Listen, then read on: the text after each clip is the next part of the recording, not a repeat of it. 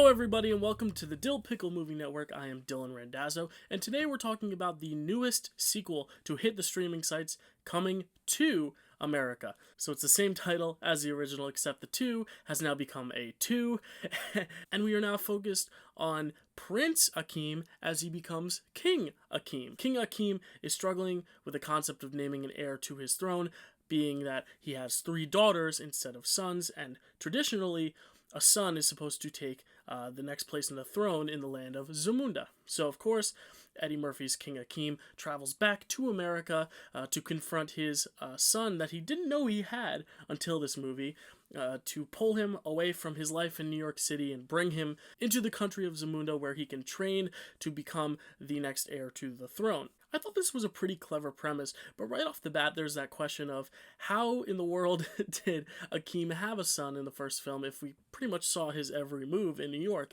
And they come up with a reason for it, and I do think they could have gotten a little more creative with the reasoning behind how this mystery child was conceived. I will not spoil the film because it is so new and so fresh, but there was something about the implications of this new mystery child itself and how that came about. That was a little jarring to see. King Akeem's long-lost son, Lavelle, is played by Jermaine Fowler. Lavelle comes to Zamunda, and when he's in Zamunda, he ends up training the best he can to become the new heir to the throne. This is where I think a lot of the strengths of the film come in, because you get to really spend a lot of time in this Zamundan culture and really seeing what this life of royalty is really about. The problem is, the plot is more or less the same as the original. You have the father who is expecting a lot from his son, but his son who wants to go a different path than his father desired for him.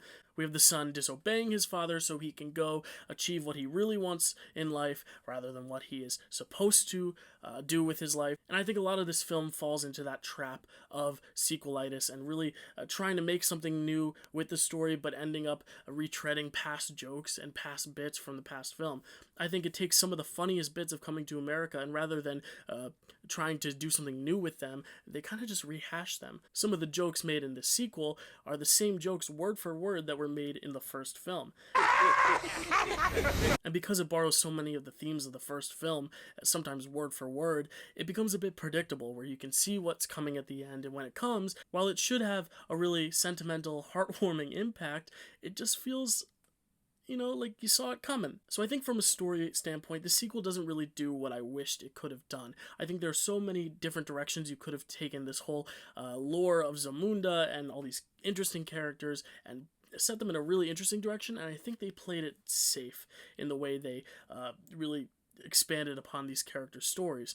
What did you just say? I will have to say, though, part of the magic of this film is seeing these characters back after so long. Seeing Eddie Murphy in the role of Akeem again, seeing Arsenio Hall in the role of Semi again, even seeing characters like Shari Headley as Lisa, the love interest from the first film. While she's not given as much to do in this film, which disappointed me, it's still great to see her and Eddie on screen together. Some of the new characters I could have done without. Leslie Jones and Tracy Morgan are hilarious, but I think it was just almost like they were just excess characters that really didn't have much of a purpose and didn't have much of an arc.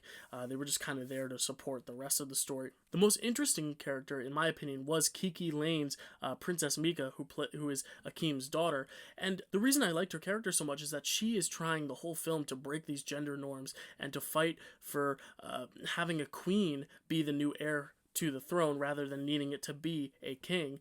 And I think it's a really interesting storyline that I wish they had focused on more. It becomes kind of a side plot to the main plot with Akeem and his son.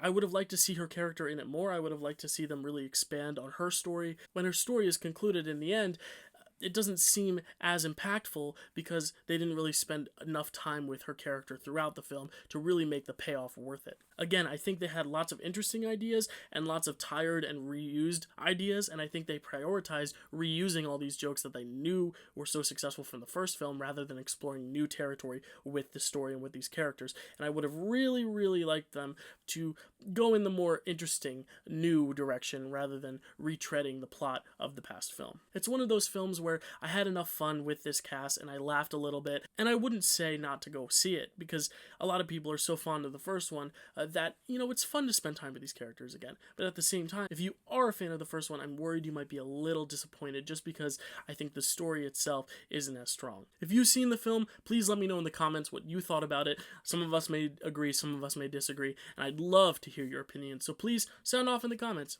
if you have any thoughts. If you like this channel, if you like these videos, make sure to like, subscribe, spread the word. Every like, every subscribe, every new follower, it really counts and really helps this channel grow. Thank you so much for watching. I'll see you next time.